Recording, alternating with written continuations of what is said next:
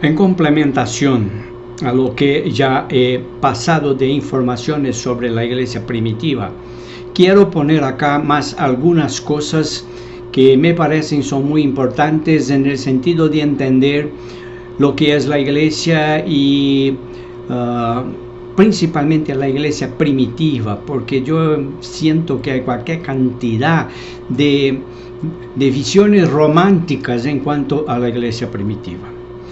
Ya les dije que no había grandes congregaciones.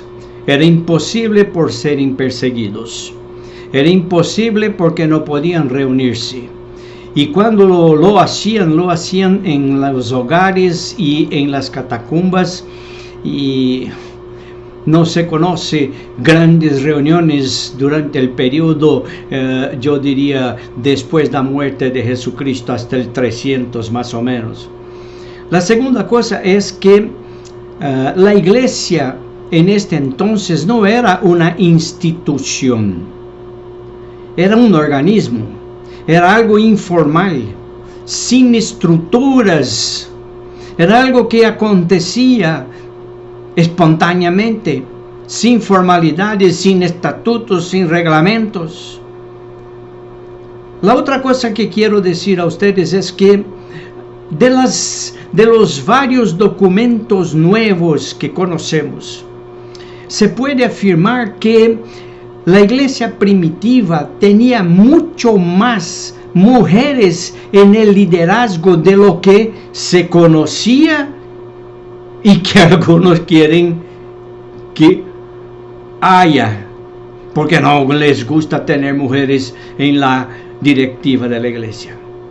No solo las menciones que existen a las mujeres en el Nuevo Testamento, y que una estudiosa llamada Elizabeth Fiorenza Schiller escribió un libro en memoria de ella, donde ella apunta las muchas mujeres que en el Nuevo Testamento aparecen como líderes de la comunidad. La otra cosa que quisiera decir a ustedes es que, ya les dije, pero voy a reafirmar, no tenían templos. Se reunían probablemente la gente ahí de Priscila y Áquila, se reunía en la playa.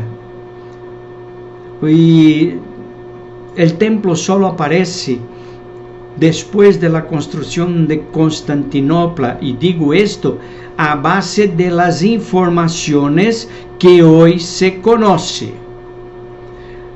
La otra cosa que quiero decir es que había entre ellos la centralidad en el ungido y en el crucificado. Estos eran los puntos de contacto y de comunión. Comunión esta que se traía y se traducía en las comidas comunes que siempre tenían. La otra cosa importante es que los que participaban de estas comunidades eran gente sencilla, eran los pobres, y la comida común era una manera de también dar comida a los que estaban pasando hambre, porque había cualquier cantidad de viudas y huérfanos, porque eran esposas de soldados, era gente que fue crucificada porque le agarraron ahí con alguna cosa, o que no pagaron el impuestos debido, y todo esto. Con esto también yo quiero decir a ustedes que no había la figura de una persona centralizadora como es el pastor o el obispo o el apóstolo en las nuevas iglesias. Había sí un ejercicio del sacerdocio universal de todos los creyentes. Todos tenían participación. Era como si fuera una democracia espiritual. Empieza a haber cierta centralidad en las figuras cuando los obispos de las capitales, de las ciudades más importantes, empezaron a creer que ellos eran más importantes que los obispos de las partes más lejanas y todo esto. También, con pocas excepciones, poquísimas, no se conoce que habían grandes predicadores. Y si había predicación, no estaba centrada en lo que hoy es la tónica en las iglesias libres y en las iglesias metidas a cualquier cosa, de predicaciones de suceso motivacional. No. El mensaje del evangelio primitivo no era de motivación, era un mensaje de compromiso, un compromiso que llegaba hasta el punto de ser llevado a la muerte, como muchos fueron. Hay documentos que se conocen como las actas de los mártires de Lyon, que sería muy bueno que ustedes lo leyeran, para ver cómo mucha de la gente de los cristianos esperaba y quería ser martirizado, porque eso ellos creían daba la garantía de que iban para el cielo. Con todo esto que hemos dicho, tenemos que decir que la iglesia primitiva tiene mucho que nos enseñar a nosotros hoy como iglesia.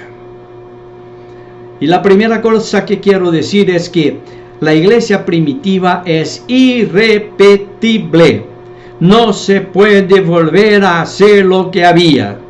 Los tiempos son otros, las condiciones son otras, la cultura es otra, la gente es otra. No se vuelve al pasado hacia el tiro.